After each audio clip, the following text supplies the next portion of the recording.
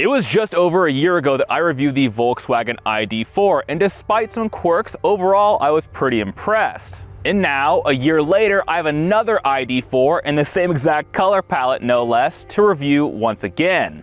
That's because Volkswagen has solved one of the biggest problems the ID.4 had upon its debut: speed.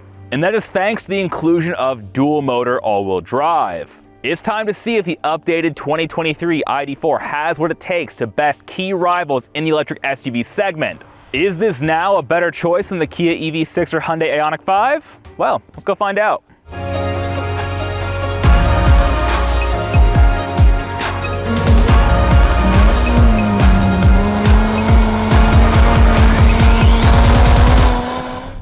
Visually, the ID.4 has changed very little for 2023, beyond the inclusion of some additional wheel designs depending on the trim level you choose, which is fine with me because overall I find this design very successful. I say that because ID.4 is immediately recognizable as a Volkswagen product, and I think that's the mark of a good design when you can look at it and immediately identify what brand it comes from. That comes down to things like the lighting signatures in the front and the back. The cool LED taillight strip and the full LED headlight bar just look really, really cool. And the illuminated Volkswagen signal up front at night is a really nice effect. This tester also benefits, in my opinion, from having the best color combination. This dusk blue paint with the optional $1,500 appearance package, which gives you the larger two-tone 20-inch wheels and the black roof with the polished trim inside and out, just is very, very attractive in my opinion. Is it as bold as a Kia EV6 or a Hyundai Ioniq 5? No, but this is still a handsome looking vehicle overall. And at a glance, the interior is also off to a good start with the sort of minimalist design that Volkswagen has been trying to incorporate into their vehicles lately. Also, this particular color combination of the black with the mocha brown and indeed more of that faux polished look throughout really brightens up this already airy cabin and does make it feel upscale. The hang-up is that there is a fine line between minimalist design and making your car just feel a bit unfinished. And I think that's very evident when it comes to the technology stack in ID.4. Granted, this $52,000 all-wheel drive Pro S tester has some nice features. These power leather seats are heated and have a massage function. This steering wheel is also heated. And of course, we have things like wireless Apple CarPlay, wireless Android Auto connectivity, and wireless phone charging. And don't forget this large panoramic sunroof, which I think you can see in the shot. The problem is that it's really the interface. The way you interact with all this technology is exceedingly frustrating. Take, for example, this 12-inch infotainment display. Now, a 10-inch screen is standard in ID.4, but this pro-level tester bumps it up to a 12-inch screen of a similar design. It relies entirely on capacitive touch and the touch screen. There are no physical knobs or buttons on this design, which while you're parked is okay. You can gesture to the screen and it works okay-ish. And the capacitive touch buttons, again, while you're not moving, you can make it work, though it is very annoying. The problem is that once you're driving, this system is borderline dangerous because it requires so much concentration to make sure you're actually hitting the right input. And that carries over to even mundane things like the window controls here and the door locks. There's only 2 buttons for all 4 windows. You have to hit a capacitive touch button to toggle between opening and closing the front or rear windows. It's just too complicated to use while driving. I can appreciate minimalist modern design, but there are some things that don't need constant improvement. Buttons and knobs work well for a reason. On the upside, as far as practicality is concerned, anyone under about 7 feet tall will fit very comfortably in the front row of ID.4, and anyone under about 6'5" will fit comfortably in the back. Oh yeah, and the trunk space is absolutely massive. Oh, hi there. It's your boy, just checking in. Are you enjoying the video so far? Well, of course you are. That's because this is some grade A primo content we're talking about. So go ahead and show your support by hitting the like and subscribe buttons. It's free and helps the channel. All right, back to the video. If you can come to terms with the interior, which to me is very much a mixed bag and a huge thing to consider before you buy this vehicle, the driving dynamics and the powertrains at play are pretty solid here. Red light. Green light. There we go, baby.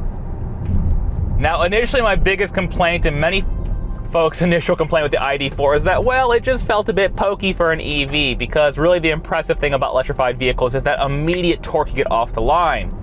And that's where the benefit of the dual motor powertrain comes into play. While standard ID.4 models sport a 62 kilowatt hour battery pack and a single motor that powers the rear wheels, good for 201 horsepower, 229 pound-feet of torque, and just over 200 miles of range, the upgrade is a larger 82 kilowatt hour battery pack. Now, you can stick with the single motor and keep that same 201 horsepower, and again, it's fine. It does 0 to 60 in about 7.5 seconds. That's actually the best way to get the most range out of ID.4, up to 275 miles. But this tester, the dual motor, you trade some range and you gain quite a lot of performance. With that dual motor setup, not only do you have all four wheels putting the power down to the ground, but power jumps massively to 295 horsepower and 339 pound-feet of torque. The 0 to 60 dash drops from 7.5 seconds to 5.5 seconds. In the real world, it's pretty noticeable around town. Range consequently drops with the added power. Depending on the exact trim level you choose, it's around 250 miles plus or minus 5. Like the single motor ID.4 I test drove over a year ago, I'm happy to report that the real world range and mileage of this dual motor model seems about on the money. More important than range, because that is highly variable depending on how and where you drive. A lot of freeway driving is going to be a lot less. A lot of around town driving, it could be quite a bit more. What you really care about are things like the charge rate. Now, of course, ID.4 supports DC fast charging, but what is the peak speed this system can achieve? Because there's a lot of variability there. Living in Los Angeles, I'm beginning to see more and more 350 kilowatt claimed speed chargers popping up around town. Those are pretty damn quick. So quick that theoretically they can outpace the ID.4, which has a max charge rate of 125 kilowatts.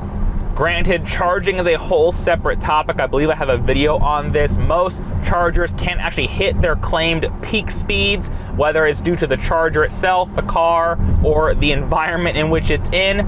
But still, something to keep in mind. That's really an area where the Kia EV6 and Hyundai Ioniq 5 shine. They're on a newer 800-volt electrical architecture and can take full advantage of those ultra-fast chargers if you can find one that actually gets up to that speed. Still, Volkswagen claims this thing can go from 5% state of charge to 80% state of charge in about 38 minutes in an ideal environment. For perspective, in the Hyundai and Kia, you can cut that figure in about half. I suppose I should also mention the Ford Mustang Mach E. People love to bring that up in conversations about electrified SUVs. I'm not particularly a fan. That is very susceptible to price creep. Depending on how you option the Mach E up, it can become a very, very expensive proposition, rivaling the Tesla Model Y quite easily in the money department. Though it does have the advantage of offering more powertrain flexibility with ultra high performance options like the GT on tap. The ID.4 is clearly less performance oriented, so that's less of a priority for Volkswagen with this particular model. As it stands, the ID.4 remains a comfortable, quiet, and refined driving experience. And if you're less focused on blazing 0 to 60 dashes and just want a practical family hauler with a nice open airy cabin, well, this certainly does appeal. All of that assumes, however, you can get around the technology stack in this interior, which still, even after a week of driving this thing and having driven countless other Volkswagens, this system is still very, very frustrating. So please do keep that in mind. Go to the dealership, poke all the buttons before you buy. Ultimately, I like this experience, but I'm not enamored with it the same way I was when I drove the Kia EV6 and the Hyundai Ioniq 5. Those vehicles, despite sharing the same platform, have very different personalities, and I like both of them. The Kia is really sporty and techy, and the Hyundai is just so comfortable and luxurious. And subjectively, I love the styling on both.